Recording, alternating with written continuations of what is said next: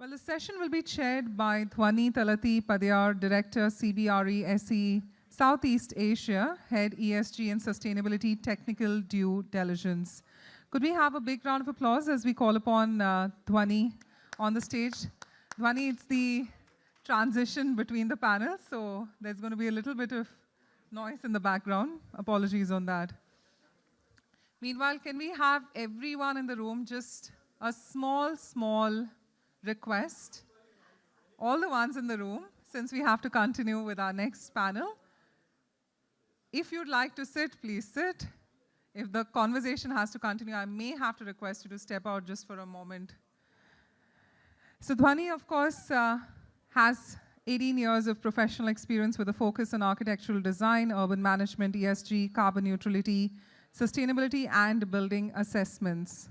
She's been having an experience of working on projects in Israel, Uganda, China, and various cities within India. And she's somebody who's worked across various sectors, right from education, hospitality, and healthcare. Thank you so much, Dhawani, for joining us. You may be seated as we call upon our next speakers. Joining us next is the Associate Director, Head, MEP, and Infrastructure, KPM Design Services Private Limited, Dr. Amit Chaudhari. Dr. Amit, of course, has a rich educational background with a doctorate along with masters in engineering and management. He's designed the tallest building and the largest infrastructure township in India. And I think for that, he deserves the largest round of applause. Well, he's passionate about how cities function and impact of infrastructure on everyday lives. So I'm sure there's going to be a lot of concrete information coming in from Dr. Amit. Well, joining us next is the Director, APICES Studios Private Limited. We're talking about Hardik Pandit. Let's give Hardik a big round of applause. Well, Hardik's experience with architect Sabu Francis and Associates introduced him to the marvels of technology in architecture. His quest for perfection results in a very high quality of design and details, which is a forte of the studio he's leading. Thank you so much, Hardik, for joining us today. Well, next up, it is my honor to have upon the Managing Director of Savvy Group, Sinha, who's going to be joining us. Well, Samir leads Savvy, a progressive construction company that believes in changing the paradigm of the construction business by adopting innovative technologies. It is with his approach that it is ISO 9001-2008 certified and will be the first construction company to have a CRISIL rating in Gujarat. Let's give him a warm round of applause. Thank you so much, Samir, for joining us. Joining us next is Sonali Dhopte, BIM consultant and Chief Strategy Officer of Excelize. Let's warmly welcome Sonali. An architect and interior designer with 30 years of industry experience. She's somebody who's worked with top architectural firms, not just in India, but also in US. She's a strategic BIM and digital construction specialist with a strong passion for new technologies. Thank you so much, Sonali, for joining us today. And if you could now have the Executive Director of DFX Systems Private Limited, Tejwant Navalkar. Tejwant has 40 years of professional experience in the field of multidisciplinary engineering and software projects. He's somebody who's been involved in design and implementation of SCADA and telemetry systems in water distribution projects, has designed and implemented several automation projects for energy conservation. Thank you so much, Tejwant, for joining us. And with that, we'd lead it to Dhawani to take it forward with the conversation.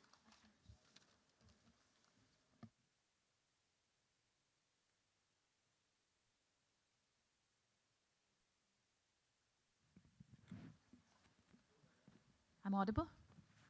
Thank you. Thank you, Sanjana. Good afternoon, everyone. I hope you're all doing well, had a good lunch.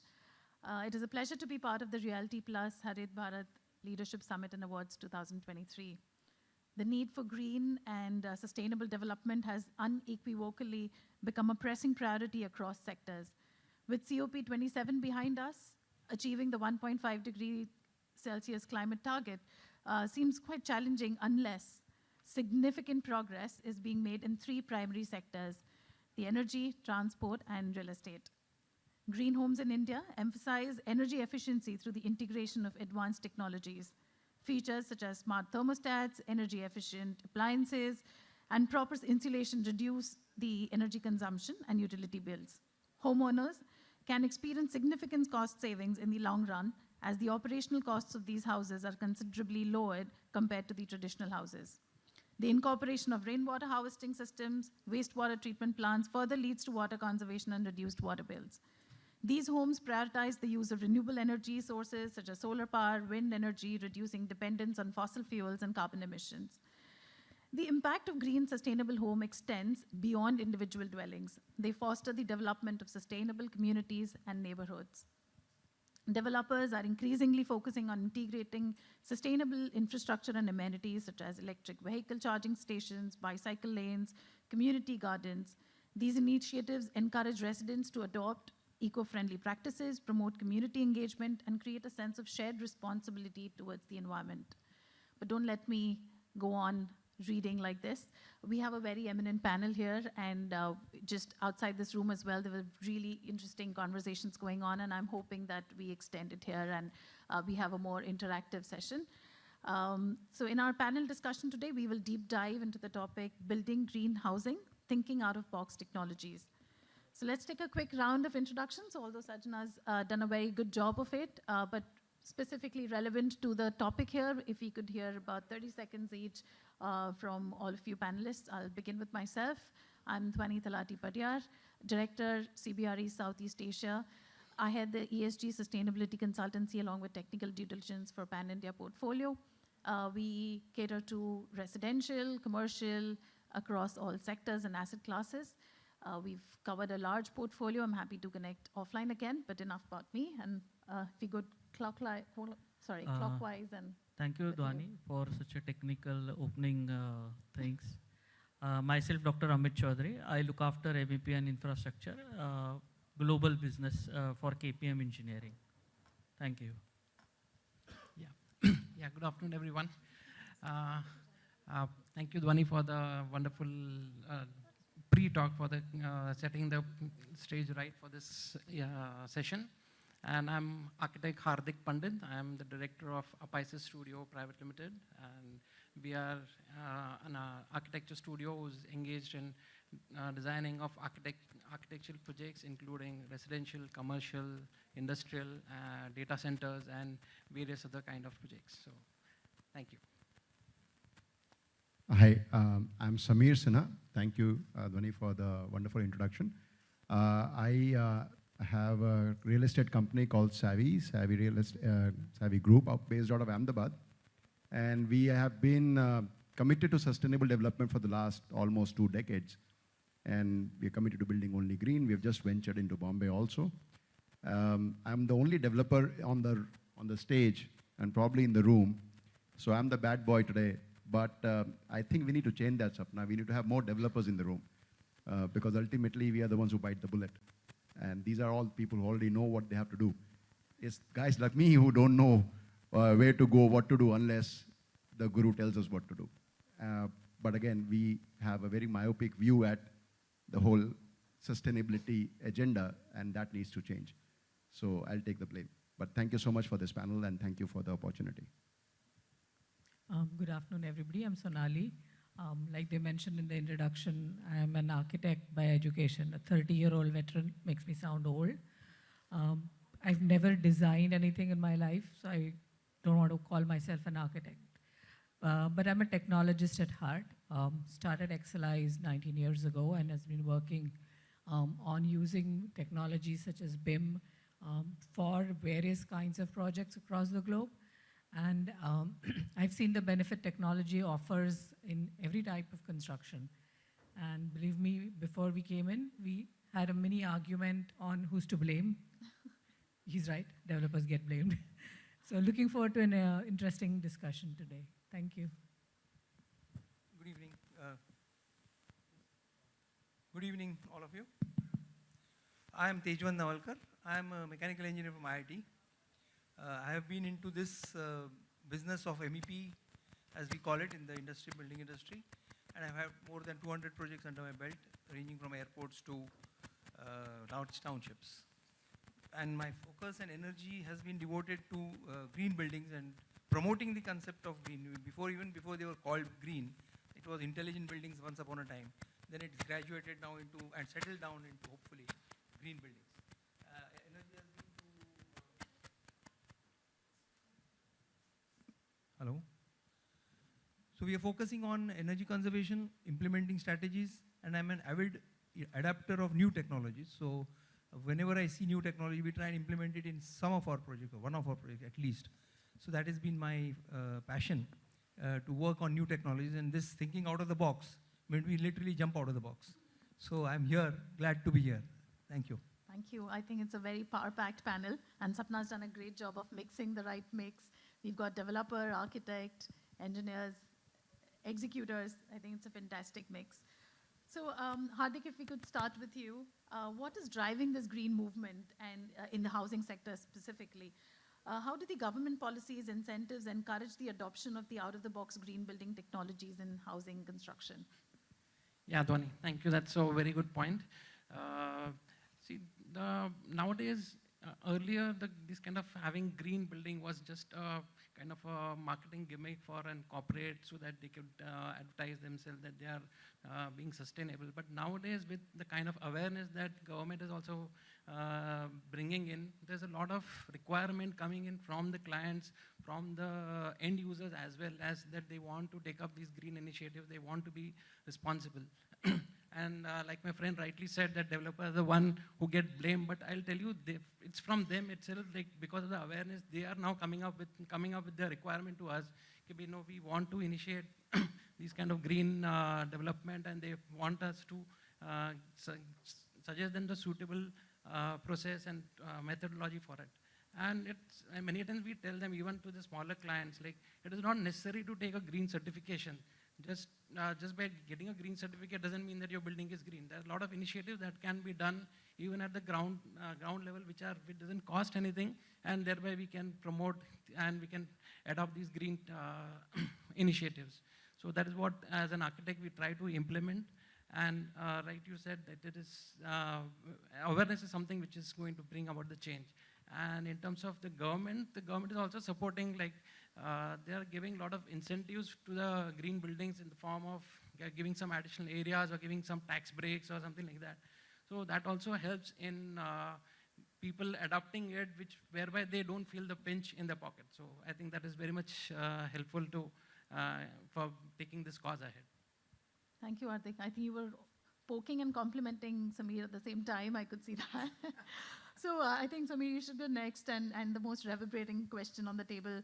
How do you bridge the affordability gap, and is sustainability, paying a premium for it, really a myth, or is there an alternative way of looking at it? So, Dhawani, I think there is no premium to sustainability. Absolutely, I don't agree with it. Actually, today, there is no question about it. We used to talk about sustainability as if it was something that we did for charity 10 years ago. Then we started talking about sustainability as if we called it affordable sustainability. I think today, the only way to look at it is profitable sustainability. Sustainability is profitable today. There's no question about it, and I'm willing to argue and prove the case if we have enough time about it. Let's not say green buildings. Let's talk about sustainable development. Can you really develop anything today which is against the environment? Can we develop anything which the society doesn't want? Can we develop anything which is not good for society, not good for women empowerment, not good for children? Can we even dream about something like that today? Do you think the market will consume it?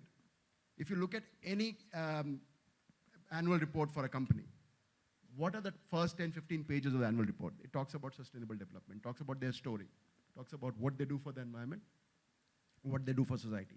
That's what ESG is all about, right? If we are going to be non-sustainable, we are going to be non-profitable. So there's no question of being expensive to be sustainable, to be green. And like we were talking about earlier, today if you follow the National Building Code, or if you follow any state's development guidelines, you will build a green building. The bylaws mandate that you build, as per IGBC standards, you will end up building a gold standard green building if you follow the bylaws, at least in Gujarat.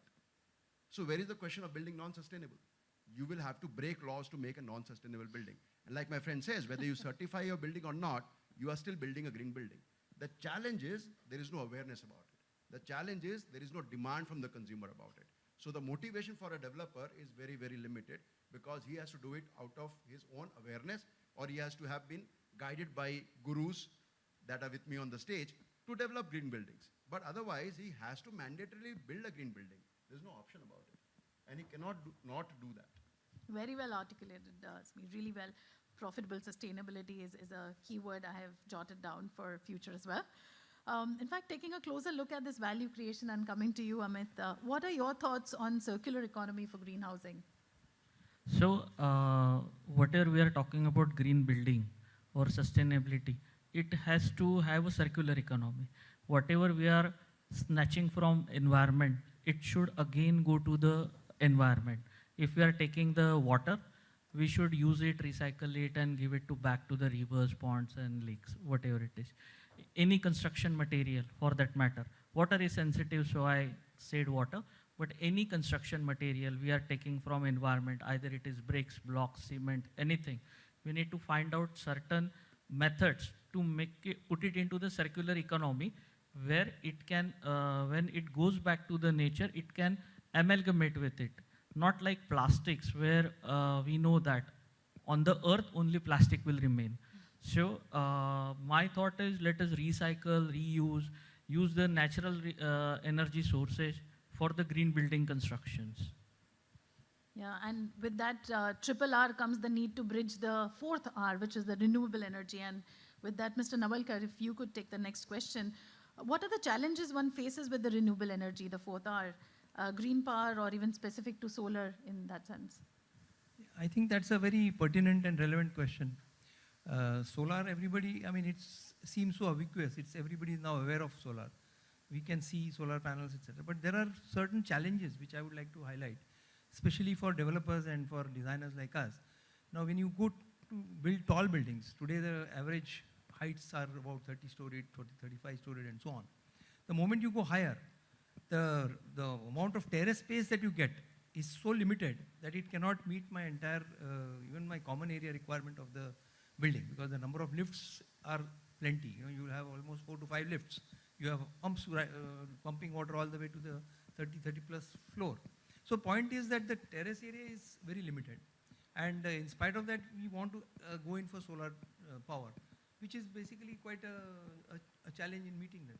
If you're looking at, even if you look at SRA buildings, for example, which are probably 7 or 8 or 10 storied, there they are surrounded by these 30-story tall giants, which cast shadows over them. So where do they put it? So the point is that what do we do to avail of renewable energy in such a scenario where we are not able to physically fit in the equipment which are required to generate energy? So one of the thoughts that we normally look at is, there are obviously in the previous sessions I've heard that there are other methods of getting credits and so on, putting the solar at other locations and getting credits. But what is very less understood is that there is an open access solar power which is available to the individuals, to large consumers. Now the benefit, so far it has not become popular. The reason is that till very late, almost 6th of June 2023, when the rule changed, where the solar access panel, access solar power, open access solar panel was allowed from 1 megawatt, it dropped down to 100 kilowatt. Earlier it was restricted to only 1 megawatt users. That means people who are consuming 1 megawatt and above could be eligible to get open access solar from the open market. Now what is open access solar? It is basically an open market where you will really go and bid for the lowest supply of electricity and get it at your place from the same distribution network, for which the charges today in Maharashtra, for example, range between 7 to 8 rupees per unit. Now, if I have, when it was 1 megawatt, societies, housing societies could not avail of it. But industries could, because they were very high consumers.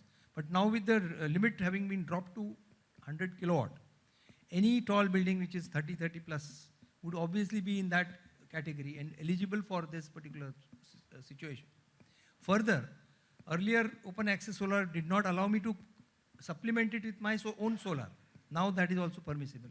So I can get best of both the worlds, use my terrace to its full capacity, use open access solar to purchase it at the lowest rate, and my returns without any major investment starts from day one because I get it at 7. And in Mumbai, especially in the MSCDCL segment, I have tariff ranging up from 12 to 14 rupees depending on the slab. So 12 to 14 versus 7 to 8 that is the saving that you get with virtually zero investment. So that's one of the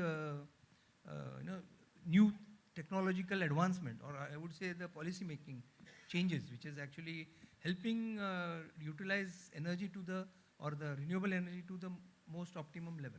Is it challenging for retrofitting it? No, it is not. In fact, it is much easier. Retrofitting is in fact the most ideal because you are already paying at 12 rupees. The meters are already installed. In fact, we are working on a project where we are actually advising the society to change over to this sort of a scenario. Because what happened is, if you look at even the terraces, a 30-storied building, imagine the wind which is available there. And the vendors who are installing these solar panels today are not really geared up to handle that sort of a thing. Again, Mr. Sinha would be more familiar. When you build concrete, there is always a thumb rule, 2 kg per cubic meter and 5 kg. Why is it more? But the point is, similarly with solar, there is, when they quote for structure, they always take panel cost and then say 5% or 10% is structural cost. That works fine on ground level. But when you go to 30 and plus, it requires a very in-depth structural analysis, and which is not done. So, and it is not affordable because the moment you go at that tall, where wind speeds could be as close to 80-90 kmph per hour. So there we need, so the cost goes up, and the society would always go with an L1 factor, go to the lowest guy who probably has just taken 5% of the cost of the panel to give the structure. And that would be very dangerous for the society inhabitants and the residents, and could be serious mishaps could occur on that. So this becomes a via media between the two. Very, very interesting points came up, and not one, many. But one of the interesting points which it also leads to is the more the technology adoption, complexity in the design stages. And that's where I'd like to bring you in, Sonali.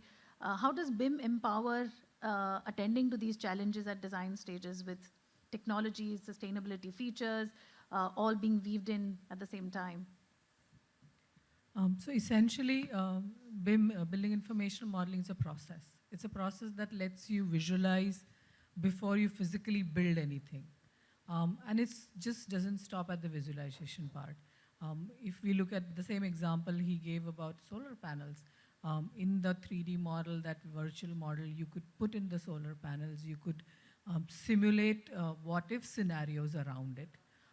To come to an optimal design before you actually go on site, then realize the problem, then you redo. So there's a lot of wastage you can avoid in terms of material cost, time. What kind of materials you use when you're building. There's a carbon footprint that can be calculated much earlier in the design phase, again, using different technologies. Even if I look at an example of retrofitting, we can still have our existing model of that building, then simulate on it on what-if scenarios. So I think the time we spend in redesigning, kind of reinventing the wheel, course corrections, the wastages of materials associated with it, all that can be eliminated if we start adopting technology right at the early design stages. And this, I think, is not something that should be mandated. It should be something that should come natural to us. We should want to do this, and so it's just a way of life then. I think that's where we should be moving to in terms of adopting technology. Right. And talking about technology, going a little more technical into the whys and whats, and with that coming to you, Amit. So MEP plays a very, very major role, and I'm sure integrating it into the BIM model. But that's the visualizing part. But when it comes to the specifications, high side, low side, home technologies, IoT, what are your thoughts around it? So this drive of green building or sustainability is not possible without the technology part. Technology has to partner and it has to get severe in-depth knowledge with everyone, those who are designing it. Because there are technology can, IoT, if we talk specific, then it can do wonders. But then implementation has to be right, and the awareness of the IoT things which are available, okay, has to be spread out. So my always one concern when we do the global designs, that majority of the technologies which are available, let us say in the Germany, Switzerland, USA, they're not that easily available to the other countries, I would say Eastern countries. So if these technologies are transferred and we digest them, of course they are digested over there, and if we digest them, then the things will be very simpler. Second part is the cost of that technologies. So I always urge to all these technology creators that they have to look at the some portion of the society where they can afford the technology. For example, if we talk about the BIM, the cost of BIM in Eastern countries and Western countries is same. So if that difference is not there, then the absorption will be little difficult, I would say. But yes, now we see so many green technologies are available. With BIM, we can have the accurate quantities, accurate process diagram for the construction sequencing and all, which reduces the wastage, of manpower and materials also. Are there any examples of home technologies that you've been? Yeah, so if we know the BIM, I mean, madam can of course enlighten us more, but earlier it was AutoCAD, before that it was tracing, and now with BIM we can reduce the clashes. So if there are unnecessary core cuts or wrong core cuts done earlier, which I would say probably a cost 1,000 or 2,000 rupees currently, that is eliminated. Up to the great extent it is eliminated. So no more core cutting is required as such. Second, placement of the services. It is most of the time accurate. Reworking is not possible. I would like to highlight one part. We mostly look at the change of the services from one part, but when it comes to the cost, removal is also a cost. Installation is not only the cost. So that aspect is also reduced because of these new era technologies like BIM or MS Project. It may be for the project management and all. So of course these technologies are helping for the green building and sustainability. Right, you'd like to Yeah, add? I'd like to add something to this point is, like what Amit said, that BIM can definitely be very helpful in the pre-visualization of the building before while you're constructing, but it is also useful in the later part during the servicing of the entire building when the building is being utilized and used. So you can identify, like you can have with these smart meters and the connected technology, you can connect each and every equipment to your BIM panel. Absolutely. And you can get the daily report. Let's say if some equipment is using more power, where there's some power loss due to some malfunction, or let's say you're losing some water due to some leakages or whatever, that you can identify very early on, and those things can be addressed at the right time so that you can save those energies also, which otherwise you would have lost for many days or long time. Right. Well, thank you, Amit and Hardik, for that. But holding your thought on the predictive maintenance bit for a while, but going back to the visualization bit, which you started off with, Hardik, as an architect, what are the sustainability features in a housing sector that you look at, as passive architecture, or are there any features? What are some takeaways you'd like to share? Yeah, so that I would like to say that this aspect of thing which comes very early on in the project, which I think an architect is the only person who is responsible to take care of these aspect of a building, is we need to we try to orient the building in such a way right from the planning stage so that we can make use of natural light ventilation. We need to provide adequate cross ventilation, which will reduce the dependence, especially which is very much possible in housing, because in India, I think so, we are blessed with the kind of climate that we have, So definitely the cross ventilation really helps, and if we can provide that, that is definitely going to be very. And if you talk about like any tier 2, tier 3 cities or rural India, that I think so has perennially always been green. Like we've always been using the local materials. We've always been having natural light ventilation. So it is now just because the urbanization, we need to think about it and discuss about it. Otherwise, I think so 40, 50, 100 years ago, all these things were like taken care of naturally. Any so tangible ideas that you've been working with on your projects? Yeah, so like I mentioned, building orientation, providing like using LEDs for lighting, providing water recycling systems, and sewage and waste management, and those kind of things which are easily possible in a housing project, which if the people are made aware, I think so it can be done, and it will definitely make the building more sustainable. Right. We've also been holding your thought on predictive maintenance through BIM, and that's where this is your subject of expertise, Sonali. If you can throw some light on how is the concept of digital twins, and we were discussing this earlier as well. How is that? How is the demand for it, and how is it helping projects through the life cycle from concept to operations, maintenance? So if we look at any construction project, there's design, construction, and then there is the operation when you're using it. And we only talk about design and construction because everybody just forgets that operations is there. This is actually the biggest part in the life cycle of that project. And if we can create a digital model of that building, it's much more beneficial during the operational phase. Couple of examples if we think about, we're seeing a lot of redevelopment in housing projects right now. There is a house or an apartment of 8 units, and then it's torn down, and suddenly you see a multi-floor skyscraper there.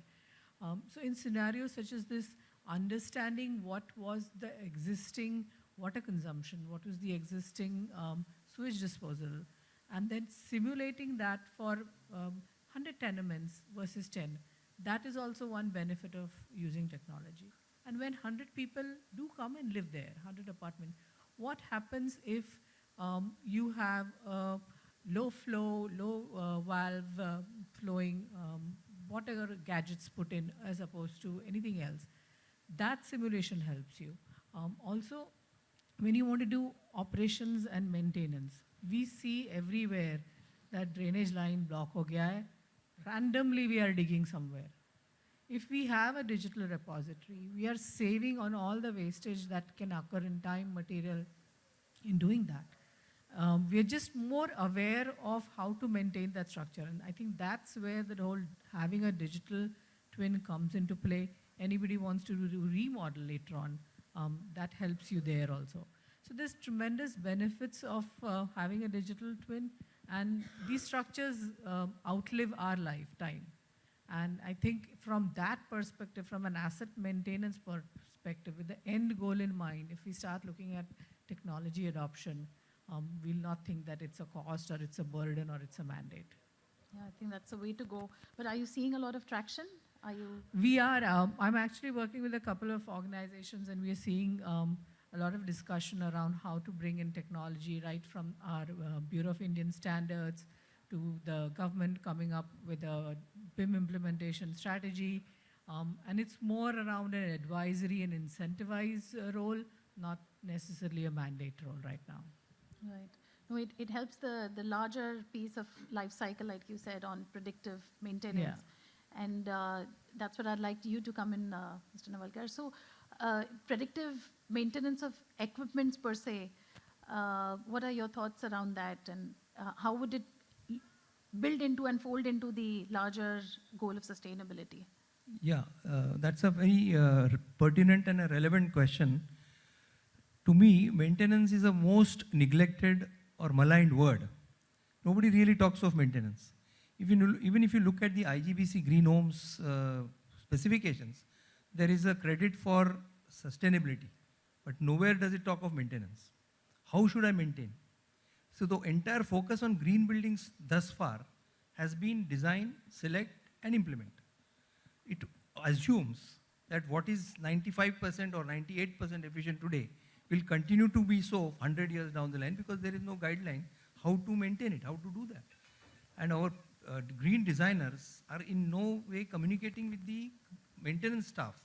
And if you look at the housing projects, the scenario gets worse, because at least in the corporate sector or the commercial buildings, there are facility management companies which are well trained and aware of the thing, and they are able to maintain it. But if you come to housing, there is just a motley collection of technicians who become the facility managers and who basically work on a reactive maintenance aspect. What is reactive maintenance? It fails, make it work. So what is wrong with reactive maintenance? It has been happening for so many years. Everything about maintenance, reactive maintenance is wrong. There's nothing right about it. Because things fail at the wrong time. And to get it repaired, you pay much more than you would in a normally calm scenario, because whatever the price demanded at that time to get the lift working, you pay for it. Whoever comes and is available on the roadside is brought in, and you make it work.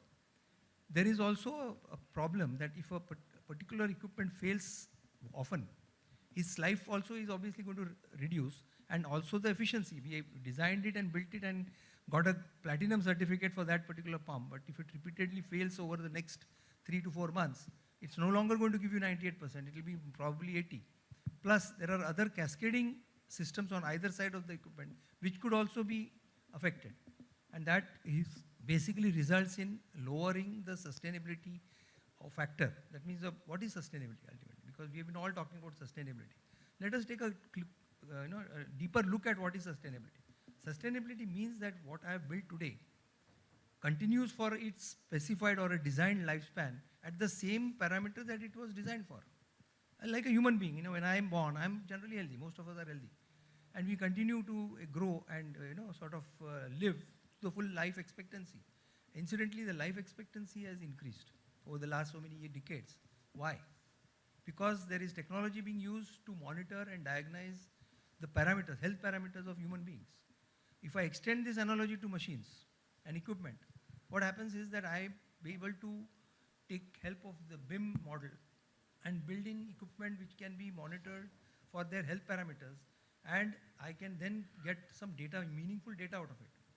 And then next comes, there is so much of AI in the air. We have all seen Chandrayaan and everybody has talked about AI. Is it myth? Is it a fake? Or is it really required? Now, there I have an interesting anecdote, actually, which I would like to highlight, why AI is essential. We did this exercise of predictive maintenance in a hotel. Of course, I'm deviating from the housing, but the relevance is the same.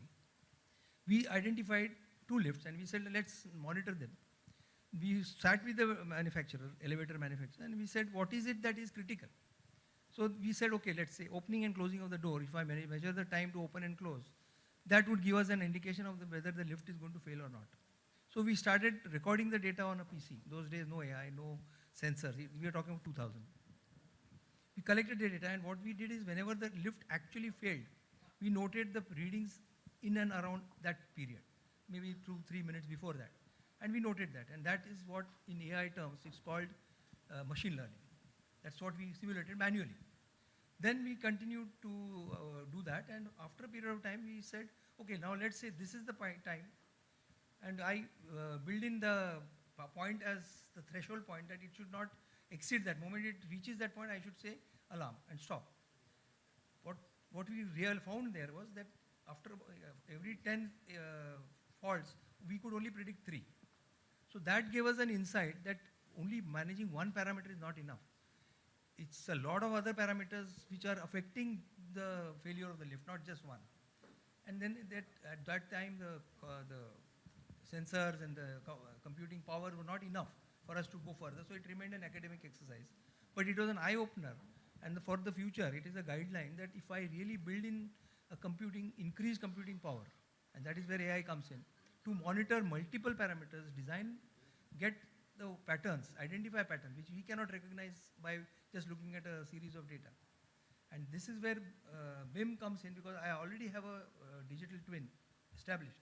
On that digital twin, if I superimpose these equipment which have got measuring information, I can actually derive more sensible output out of it. And this is where I expect some input from green councils. If they can actually either incentivize or penalize, whatever it be, to add a couple of points into the sustainability criteria to get the equipment which are already having a mandated built-in sensors, which can then be effectively utilized in my operation and installation. And that can be helpful in actually genuinely guiding the end user to follow a proper process for maintenance and going towards predictive maintenance scenario. Such depth of experience and knowledge on the panel today, we cannot do justice, and we can only scratch the surface in the given time.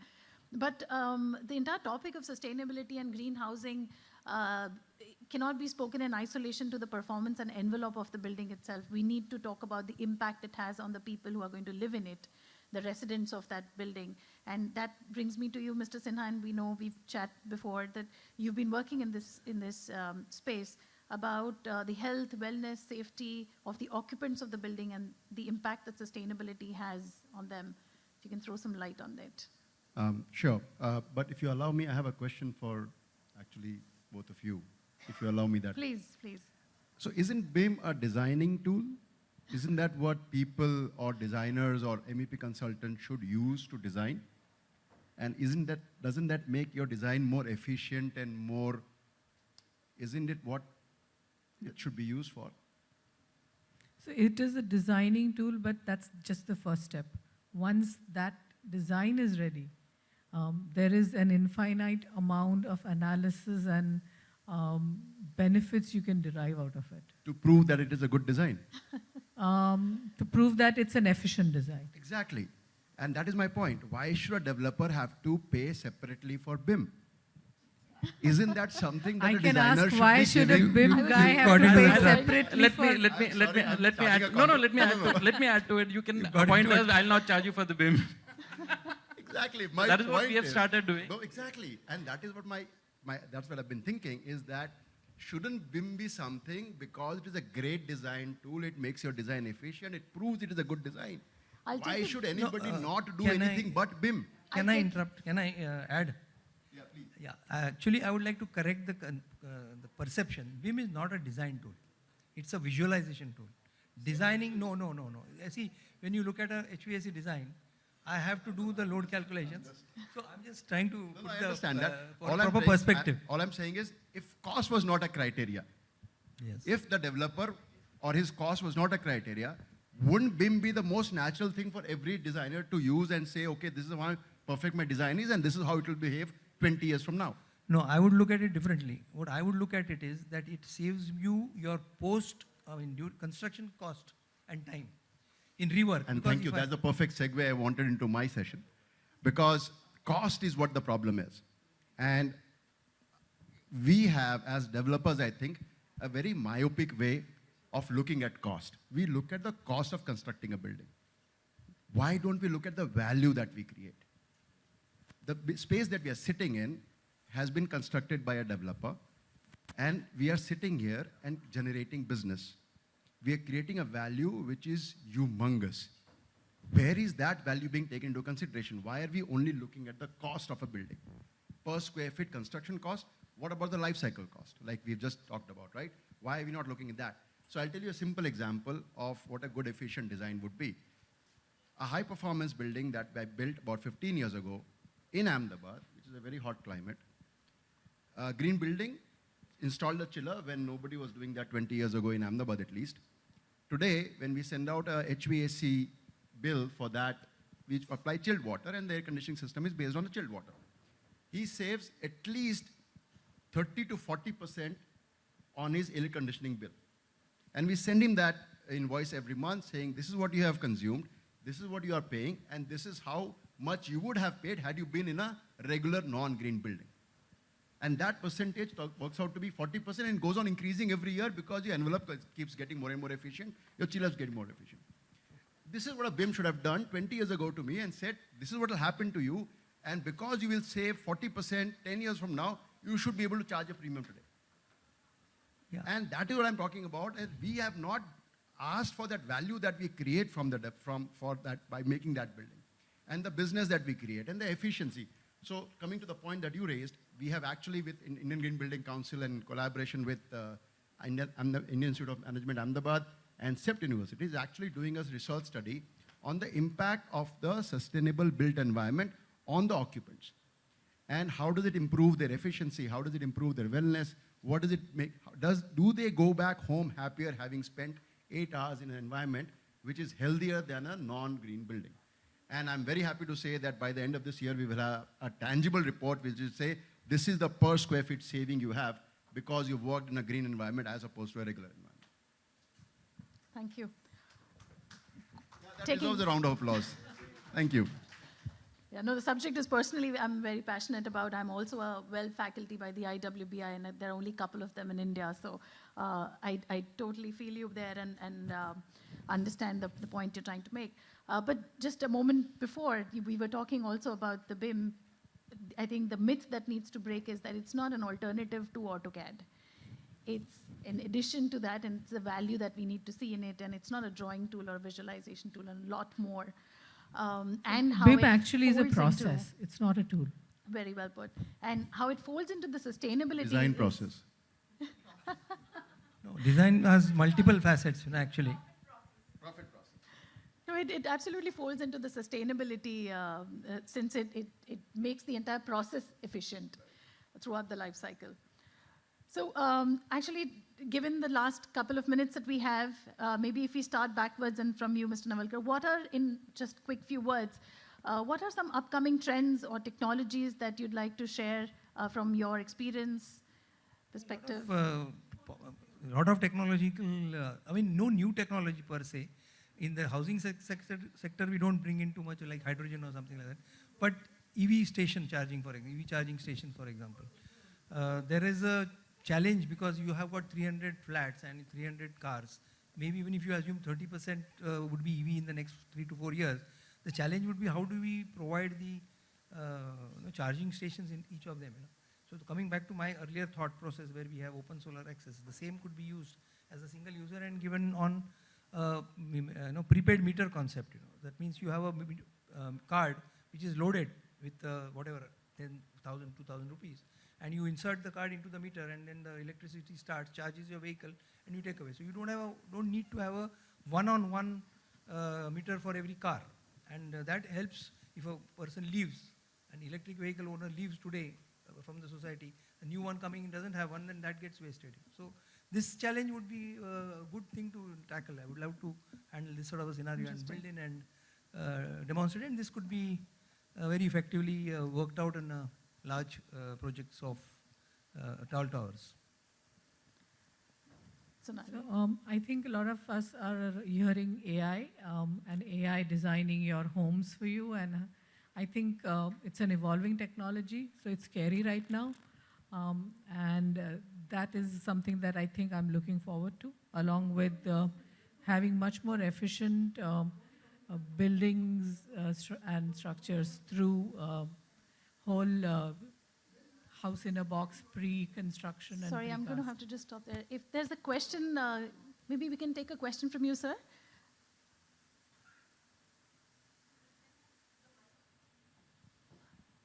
I understand you were waiting to ask a specific question. Yeah, I've been trying to Sure, sort sir, of please. get your attention, but what I find as a listener for a long time, this is not a panel discussion. It's only a panel listening. Because even if you got any intermediate question, you as a moderator, I'm sorry to say that you are not giving any time for the question answer. That is number one to say. Regarding the various discussions which took place, I'm really happy to listen to the developer who has joined the scene over here. I have got only one thing to say from the point of view of the user.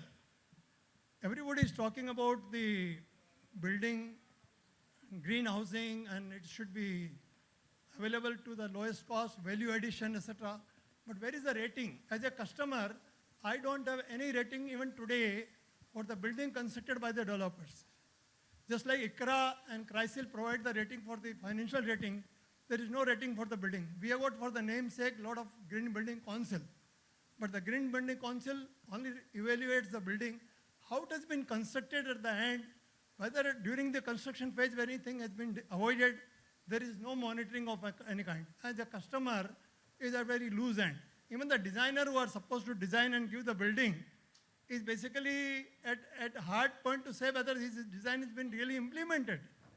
So unless we have got a system of rating the building during construction or after construction or during, as you said, that there is some study going on, but finally the damage has already been done. The people who already paid, where do they go? Nowhere. Thank you. I think it's a very honest Can question. can I answer that? Samir, can I answer? Please, sir. Sir, there are various rating agencies in India like the CI, IGBC, GBCI, Edge Rating, Griha, Teri. So the ratings are available. Now it is up to the developer to approach these rating agencies either before the construction takes place or after the construction takes place. We can rate, IGBC has the largest ratings in the world, 31 ratings, to rate different typographies of buildings. So whether it's an existing residential building, green residential society rating, there is an existing commercial building rating, there's a new construction rating. So there are various ratings. But it is not for us to go to the developer, it is for the developer to approach us. And certainly not that we do not have partnerships with CREDAI, NAREDCO, IIA or IIID, but certainly it is for the developer to approach any rating agency to come and rate their project for its greenness. And you have to start before construction so that my panel discussion is going to be on green products, 12,000 green products that are rated by IGBC, where you can bring down the cost. Samir did not speak of profitable sustainability, but today residential building costs 3 to 5% less if it is certified green. And a commercial building costs 2 to 3% more, but your operating expenditure, OPEX, comes down by 40, 50, 60%. It makes business sense to go green, sir. And please approach your society or whatever building you are working or staying in. Ask them to come to IGBC, we'll rate it for you, sir. Wonderful point, sir. And just want to add 2 more points to this. One is from a consumer point of view. I think India is probably one of the few countries in the world where we have something called RERA. RERA has transformed the real estate industry. RERA has empowered the consumer. It has made life much better and the developers much more accountable than it used to be before. So one is that. Secondly, to add to Gurmitji's point, a developer will only do, because the developer typically is a very lazy animal. He only looks at profits. But he will do what the consumer wants. Where is the demand for green? Where is the demand for sustainable? Why aren't the societies asking for it? Why aren't the people asking for it? Why are you not choosing your developer more carefully? Why are you not investing more time into researching? And this I'm not talking about you, sir, I'm talking about as a consumer. Why are we not? I have been building green buildings for the last 20 years. I've never got a single penny premium. I have to sell at the same rate that my neighbor building is selling, even if it is a far more inferior building. So the efficiency comes in the usage, which you benefit from, but the developer doesn't make any more money out of it. We are in a hope that in some world, 20, 30, 40 years from now, everybody will be making only green buildings. And it will all be far more sustainable. But yes, the awareness has to come from the consumer and the demand also has to come from the consumer. I think, So, I think we don't yeah. have time enough for another question, but they're still available offline post the panel as well. No, and also I cannot, as an MC, allow too much spotlight on one person. We have to give equal chances to everyone. Perhaps a last question from the audience. Yeah, sure. And we Would could that be close fine? the panel. All right. Any further questions? If anyone else would like to question, you could raise your hand. Else, of course, I'm going to thank the panel otherwise. All right, I I'd think, like to just yes, add one please, point. I please. think over the questions, the one point which you had mentioned about the new technology. So, like the kind of technologies are now into development, I'll just give you one example that we have done one entire facade of a commercial building with solar panel, which is generating 5 lakh kilowatt of energy every year. And there are also transparent solar panels available which can be used as window facades as a window panes, and which I'm sure can generate a lot of energy, which can be installed in the buildings, which maybe you don't need to tag it as a green, but it will definitely generate the solar energy that you want.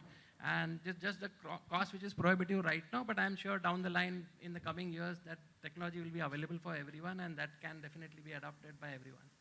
Thank you. Thank you. I don't think we can do justice in the given time. Every single aspect that came up today calls for a specific session on its own. So we unfortunately have to close it for now, but we're all available post the panel also. Let's do connect offline. Thank you. Thank you, panelists. Thank you. Thank you so much. Thank you. So, Dhawani has done such a fabulous job. Let's give her a big, big round of applause for curating this excellent panel. And may I now have Atif Syed to kindly join us and help us in felicitation. He's the South Asia Lead Green Buildings, Edge Green Buildings Market Transformation Program Climate Business Department. Mr. Syed, an honor having you. Join us and help us in the felicitations.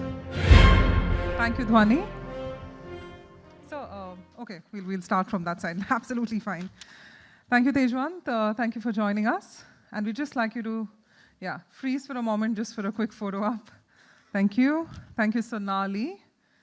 Thank you so much for honoring us and joining us in our conversation.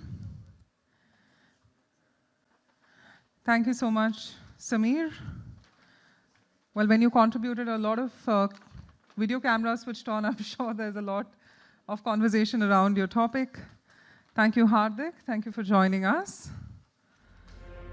Thank you for your key insights today, Hardik. Thank you, Dr. Amit. Thank you for sharing in your valuable insights.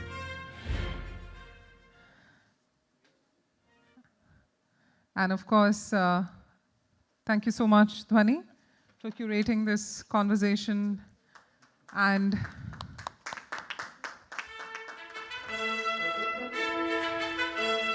so with that, if I could have Mr. Syed, along with our entire panel, to come together as a group and allow us to take a group photograph. Well, ladies and gentlemen, this was the conversation around green housing and out-of-box technologies. I'm sure there's a lot of conversations which will continue. Our speakers are available for further discussions. Of course, owing to their time, I don't want to commit anything beforehand, but thank you so much to each and every one of you.